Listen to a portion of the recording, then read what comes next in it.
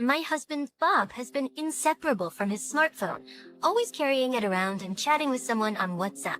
Apparently, there's a woman he's been communicating with behind my back. Seeing an opportunity when Bob was asleep, I decided to switch his contact details with mine and sent him a message. Just want to meet at a hotel now? I do too.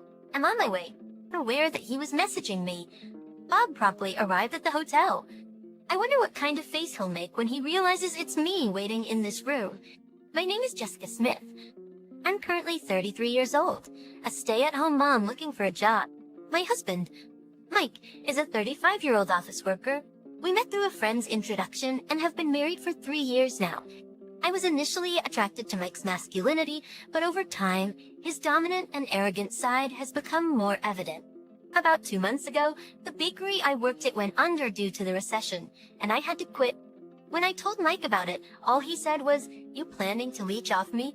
End a job quickly?" Of course.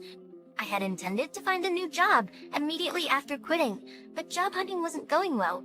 My husband started calling me a good-for-nothing who can only knead dough.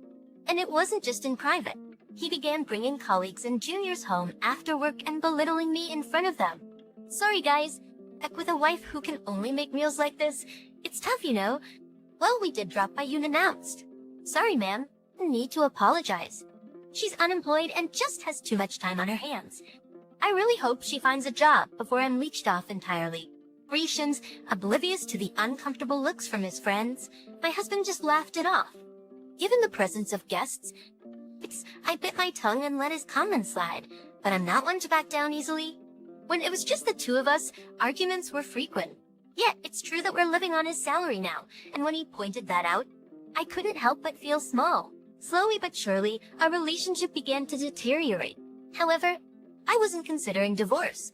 I believed that once I found a job and started working, his attitude would change, but as I spent more time with him, I began to notice behaviors of his that I'd previously ignored.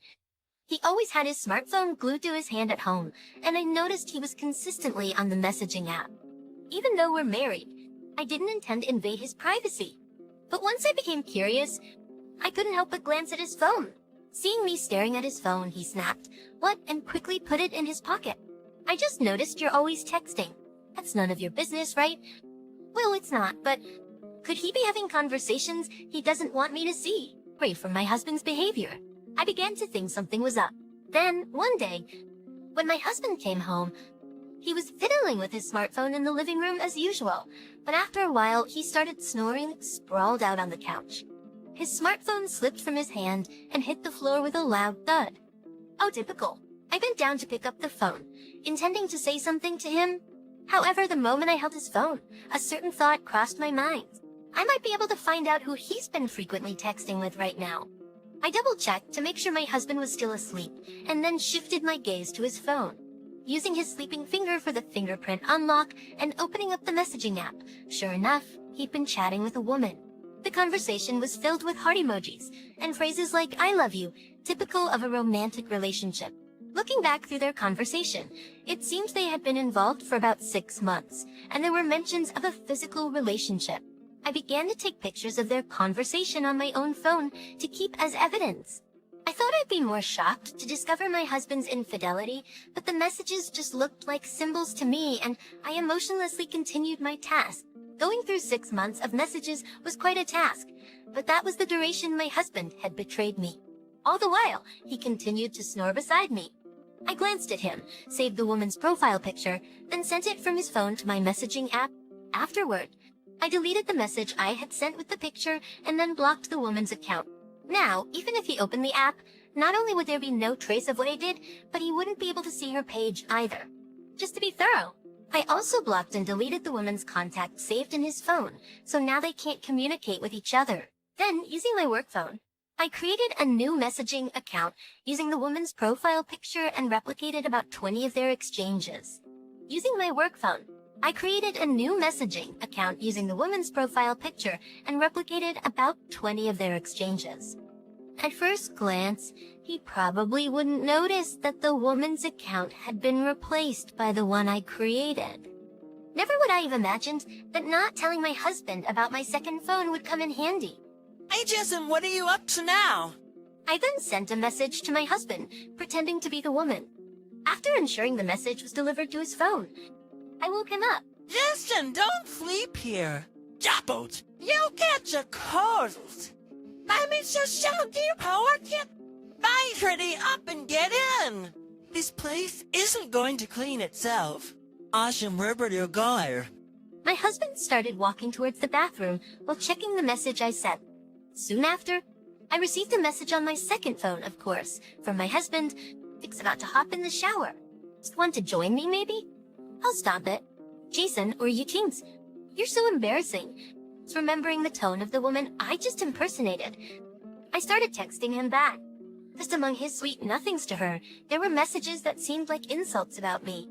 I thought, always jumping to conclusions, and fully impersonated the woman to text my husband back. At first, I was nervous he'd catch on, but there was no sign that he noticed. Imagining him cluelessly texting me, thinking it's her, I couldn't help but chuckle. It seemed he hadn't met with her at work today. He kept saying things like, work was so tough today and wished I could have seen you, even if just for a moment. I sent back a message, I wish I could see you too, then decided to call out to my husband in the bathroom. Realizing he was in the tub, yet never letting go of his phone, texting her, or so he thought, just left me dumbfounded. What's up? Don't come all the way to the bathroom. You need something? I'm sorry to ask this late, but can I head out for a bit? Did he think I was interrupting his chat with her just to go out and have fun? He seemed annoyed. Where are you going? My former boss contacted me. He mentioned a potential job opportunity and wants to discuss this unknowns. Just let me about that. And they called me to a place quite far away. I may be back late at night. They may passion declared. And Spirakias to buy it happening from Canton. I'll be very way. I called out to my husband in the bathroom one more time. I'm heading out and left the house. The moment I stepped outside, a message from my husband arrived on my phone saying, my wife's gone out, looks like we can meet, pretending to be another woman. I continued texting with him. After searching for available rooms, I checked into a hotel a short distance from the nearest train station and texted my husband again. Can you really meet? I'm actually near Dave's house. I want to meet at the hotel now. Hey, will you come? Or come near my house? Where? I'm taking a bath now, so it might take some time, but I'll come. I sent a message with the hotel's name and room number saying I'll be waiting, and received an unsettling reply from him saying he would be coming after his bath. And I intentionally didn't bring any post-shower change of clothes. It'd probably take him some time. About 30 minutes after I got to the hotel room, my husband texted, I'll be there soon. While I waited in the room, there was a soft knock on the door. Howdy, Talents, is that him? He's faster than I expected. Peering through the peephole, I could see my husband adjusting his hair and clothes. I opened the door, grabbed his arm, and pulled him inside. He said with a laugh, but the moment he saw my face, his eyes widened in shock. I've been waiting. Why? Because I'm the one who called you here. My husband took out his phone to check the messages. The profile picture and name on the message were those of a woman, so he seemed baffled. He kept alternating glances between the message and my face.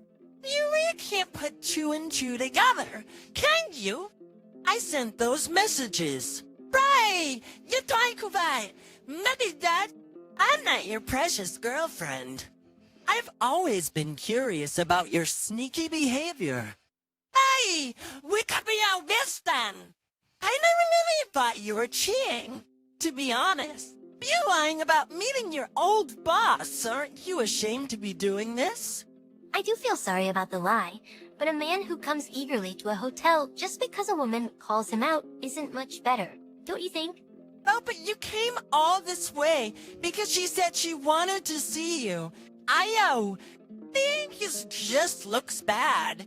You know us, skill but never generous. Just when I stared at my husband straight in the face, he glared back at me for a moment and then snapped back. It's the truth, isn't it? And it's Grasharathing Arabasad died. Yes, it's true that I couldn't find a new job right away and had to rely on you. But I've been covering my personal expenses with the savings I accumulated before we got married, and I've been actively job hunting. Yes, but in these past 2 months, As far as using the money you've earned, I only asked for the bare essentials. I don't remember leeching off of you. Yes, being able to be a stay-at-home wife for these 2 months is thanks to you. Understand? I'm grateful for you working outside. Unless we can't help each other when one of us is in need, what's the point of us being married? Amy, it's good that you have a girlfriend. Sure, maybe that's not such a bad idea. You're the one who cheated, even though you're married.